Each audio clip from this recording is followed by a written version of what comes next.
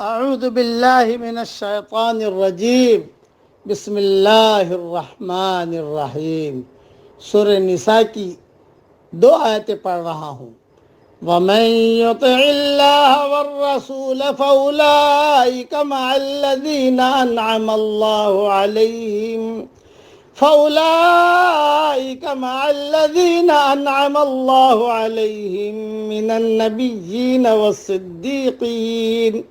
من النبيين والصديقين والشهداء والصالحين وحسن أولئك رفيقا۔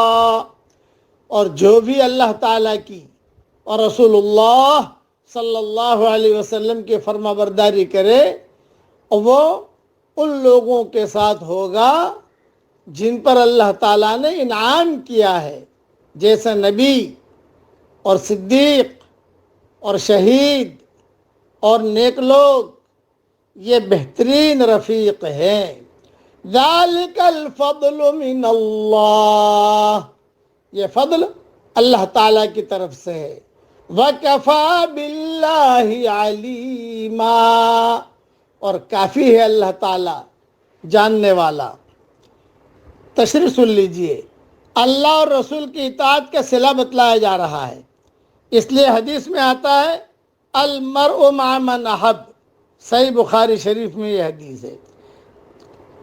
حضرت انس رضی اللہ تعالیٰ عنہ فرماتے ہیں صحابہ کرام رضوان اللہ علیہم اجمعین کو جتنی خوشی اس فرمان رسول کو سن کر ہوئی اتنی خوشی کبھی بھی نہیں ہوئی، کیونکہ وہ جنت میں بھی رسول اللہ صلی اللہ علیہ وسلم کی رفاقت پسند کرتے تھے۔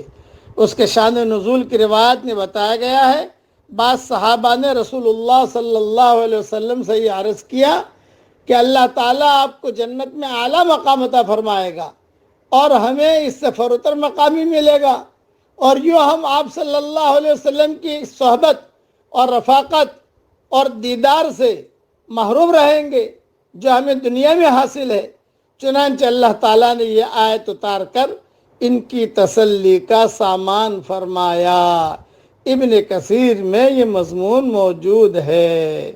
دوسرا کہ بعض صحابہ نے یعنی رسول اللہ صلی اللہ علیہ وسلم سے درخواست کی، جنت میں رفاقت کی، تو آپ نے فرمایا کہ اگر دیکھو میرے ساتھ جنت میں رہنا ہے تو کثرت سے نفلی نمازیں پڑھتے رہو، تاکید فرمائی۔ اسی طریقے پر صدیقیت کمال ایمان اور کمال اطاعت کا نام ہے، نبوت کے بعد اس کا مقام ہے۔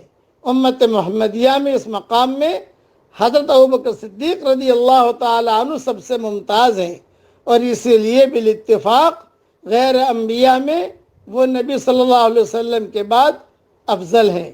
صالح وہ ہے جو اللہ کے حقوق اور بندوں کے حقوق کامل طور پر ادا کرے اور ان میں کوتاہی نہ کرے۔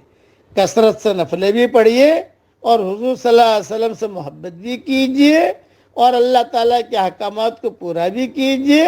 اسی لیے آپ نے فرمایا سچا تاجر نبیوں کے ساتھ، صدیقین کے ساتھ، شہداء کے ساتھ ہوگا۔ سچائی کو اپنائیے تو انشاءاللہ حضور صلی اللہ علیہ وسلم کا دیدار بھی نصیب ہوگا اور حضور صلی اللہ علیہ وسلم کا ساتھ بھی جنت میں نصیب ہوگا۔ اللہ تعالی ہم سب کے لیے دعا قبول فرمائے، آمین۔ وآخر دعوانا ان الحمدللہ رب العالمین۔